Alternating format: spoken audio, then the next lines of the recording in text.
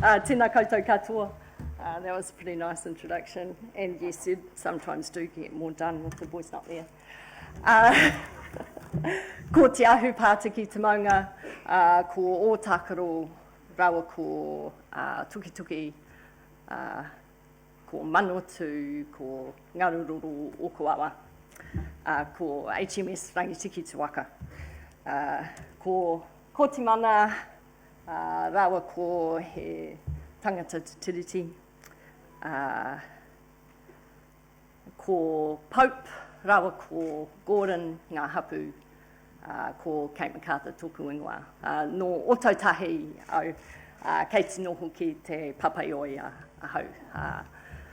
Ngā mihi kia koutou, tēnā koutou, tēnā koutou, tēnā koutou katoa. So, big mihi to everyone today. There's so many familiar faces out there. It's really awesome. So, I'm very privileged to be able to get up here and present on behalf of what is a really massive and awesome team, and definitely missing our biologist, Maury.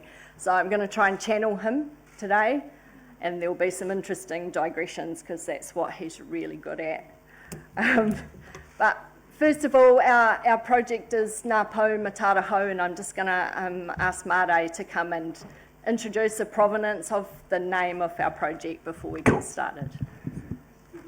So Ngā Pou Mataara was born out of a turbulent time of our history in whakapapa, when there was, of course, new technologies as it started to arrive into Heretaunga, musket times. But prior to that, the intrusion into Heretaunga, whether they came from the south, or the west, or the north. And so in our whakapapa, of course, Numi Tarangi, down to Rangi Koyanaki, and down into the children of Te Kikiri o Tarangi, Te Karaha and to Hawe. They were being sought by the respective communities, Te Kikiri, and of course we know, and we just acknowledge, of course, of our whānau, down in Tamatea of Ngai Te Kikiri, mainly centred in Takapau, a century. Te Kikiri went down there to provide, I guess, this allegiance, alliance, all threaded back, of course, to Te Whaiao Pā, so it's very Tauke-centric. And, of course, the next, the Waimarama people came to fetch Te Karaha, and the Heretaunga people came to fetch Hawe. And they were set up as the sentinels, to be vigilant, and to just have that sort of lookout, keep a guard on everything that was coming into Heretaunga.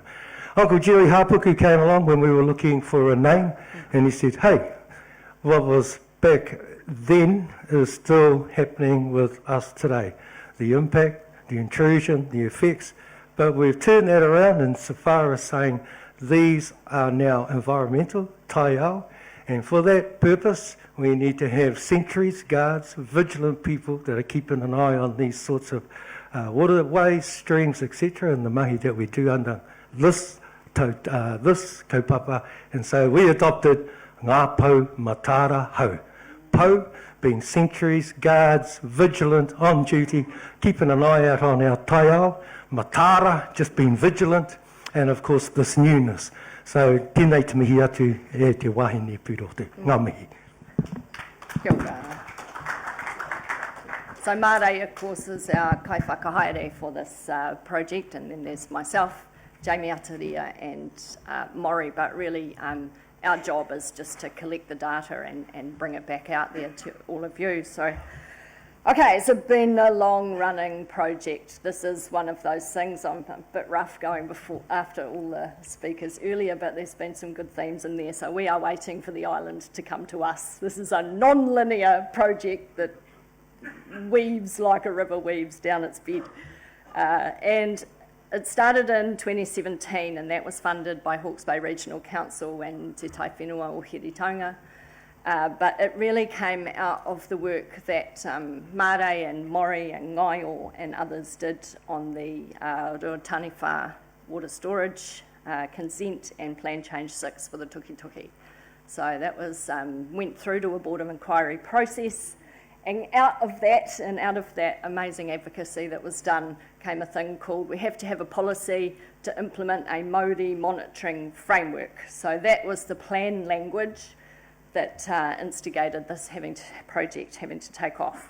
So Maury wants me to remind you, because he gave me the messages yesterday that I have to remind people of, that the long-term plan for Hawke's Bay Regional Council has objectives that require cultural monitoring to be implemented by 2025 across all rohe in the Hawke's Bay.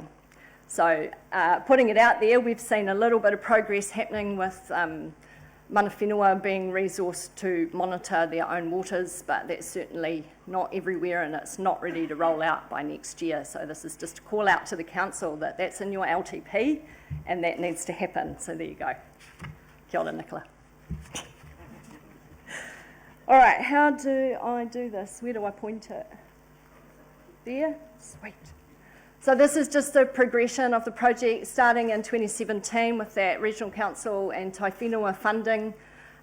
We then started a project really around what is Māori, how are we going to monitor it, and then moved into the second phase, which was really hapu based about what is it you want to monitor in your own waters. We then had a really massive hiatus for COVID for a while where we couldn't come together and we couldn't get a lot done, and then we were very fortunate to be able to grab some of the last Te Mana o Te Wai funding to fund the project for the last 3 years to get us through, but we've had Cyclone Gabriel and some pretty awesome weather and more COVID outbreaks in there, so we've pushed out till mid next year. But we're funded to carry on from the tuki work and carry that through to Te Karamu and Ngāruroro catchments as well. So the kaupapa of the project is really hapu-led and marae and wānanga based to develop what the meaning of Māori is in that place and what proxies you might use to measure them. We did have a kahui kuia Ngā Pou Mataara that said to us, I think it was Auntie Wā, said to us, we are not qualified to monitor Māori. All we can do is measure things that tell us about it, so to use tohu and proxies that tell us what is happening. So really, it's about developing the connections between mana whenua and the awa that tells us about what is the state of the Māori and the awa.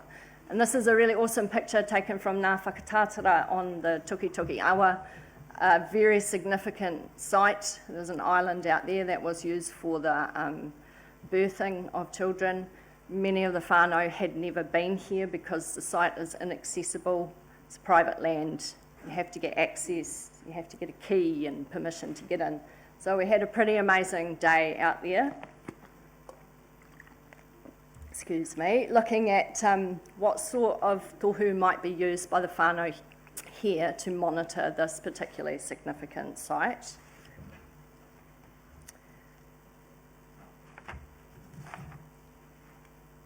And I'll show you one of the tohu in a little minute. So what we were doing in our wānanga, every time we went out, we had presentations from the local hapu about their sites, what's going on for them, what are their issues, what are the important things. We transcribed everybody's kōrero, which was a pretty intensive task because there was a lot of talking. We always went on hikoi out, you know, not just talkie, go out there, go be in the environment, look at what it tells us, observe what's happening. Lots of reporting, lots of updating, and someone mentioned data sovereignty earlier, and that is really about we're currently holding the data, the Tai Whenua are holding the data, but at the end of the project, all that data gets collected up and put back out to the hapu and the marae. So those packages of data and transcriptions and interviews and photographs and videos, that will all go back out. So even though Te Mana o Te Wai is funded by the government, they don't get any of that information. That doesn't belong to them, that belongs to all of you.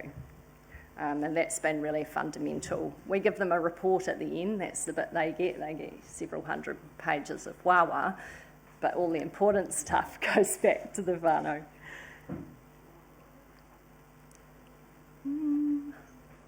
There we go.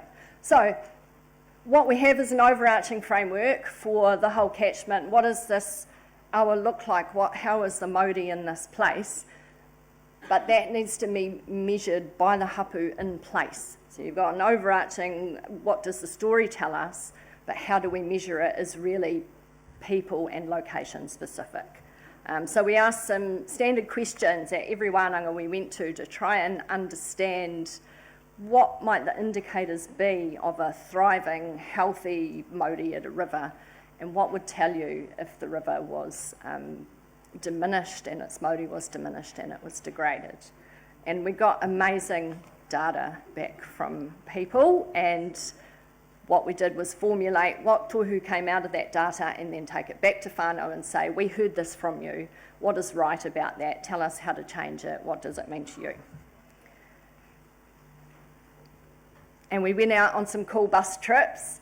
A really important part of the project is being able to understand the historic context, so we had people like Mare go out with the mic on the bus and touring around looking at all the sites and learning all of the historic context, like, you used to be able to hop in a waka and go from Naruroro all the way to Pokawa without having to get out, and now we look at the landscape there and there's not very much water in it. And the frogs don't sing at night. Frogs at Pakipaki used to keep people awake at night, and now there are no frogs. So these are the things that we learnt when we go out into the environment together.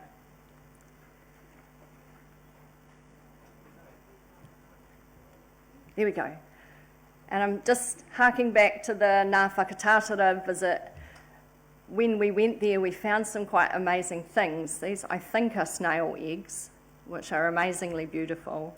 But a lot of the kōrero about Māori was that the Māori resides in the smallest things, right down into the particles of life and in the connections between all of those things. So one of our tohu for Ngā Whakatātara is to be able to go and turn over rocks and look for the presence of fish eggs and snail eggs and invertebrate eggs. And if we can still find those, then they're an indicator that the Māori and those littlest things at the sites is in a thriving state.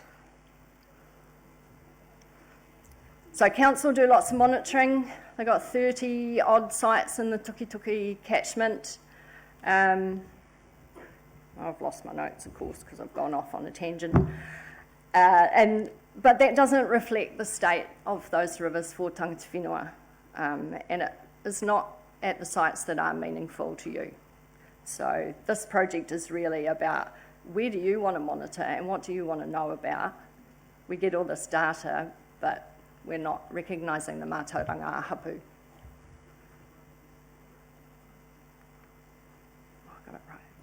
So some of the tohu that have come out of all the wānanga across all of the catchments are really common to everybody. Everybody talks about Māori is people interacting with the awa. If someone is sick, you go and visit them more, you don't visit them less. If the river is sick, then we need to go back there. We need to reconnect with that place. So I'm going to put another ad for this wonderful magnet that's in your bag. That's a big part of the project data collection. We want to know when you go to the river, how often you go there, and maybe where you go. Do you go to Tukituki? Do you go to Karamu? Do you go to Naruroro? And the survey's quite detailed. It takes maybe 15 minutes, but there are prizes. There are supermarket vouchers of massive value. And we've run one survey that's just closed off in May. I think we got a lot of people at the AGM last year at Splash Planet and ran around and harassed them to take the survey. This is the next one. It's open now and it runs through to November. So if you can keep an eye on it, work out how many times you go there. We think this is a really good tool to be able to go into these processes like that big list that Mare had up there. And be able to say, Kahungunu people use this river 3,000 days a year across all of the people. And that's a really important voice to give because you see people at the river when you go out and you go swimming. You go down to the bridge at Pakowhai and there's, 200 people swimming there on a really hot day.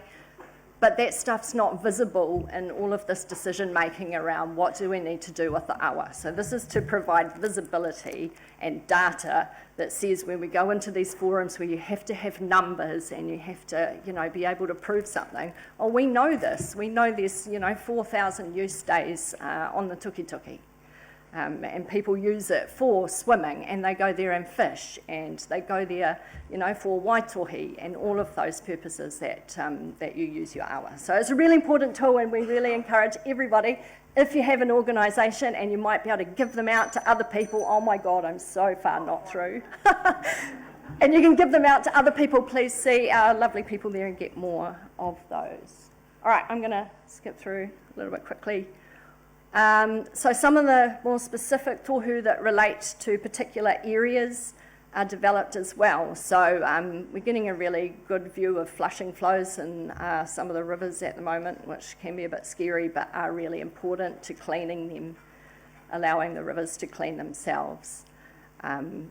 One of them in the Tuki was the inanga work that's been done there, and I just have to acknowledge our friend and whanaunga Joella Brown for her massive contribution to that work.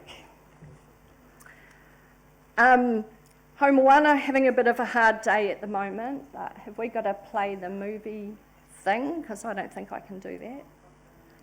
Can I? Tracy?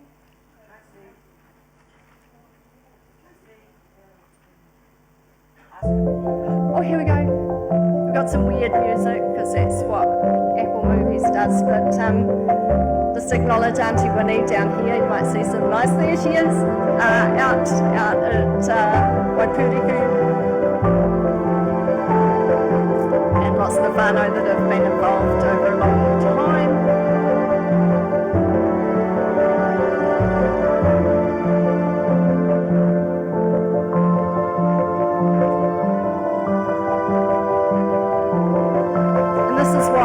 Māori monitoring looks like. It looks like being out in place with the people that you love and the environment that's important to you.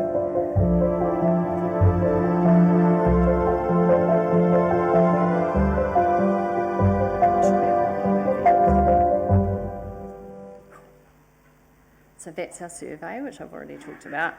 Okay, I'll be in trouble with Maury if I don't talk about groundwater really quickly. He's definitely a groundwaterologist. This is at Ngā Puna, which is a pretty amazing site. This is a surface expression of the aquifer that sits under Hiritonga. And so part of the project is to look at what tools could Hapu use to monitor the groundwater that we can't see and we can't access. So we have done some work with eDNA, Steigerfauna, which I'll show you in a minute, looking at the nitrates and also looking at the water levels. We get our pretty eDNA pictures that tell us all of the different organisms that get found. They're quite beautiful in themselves.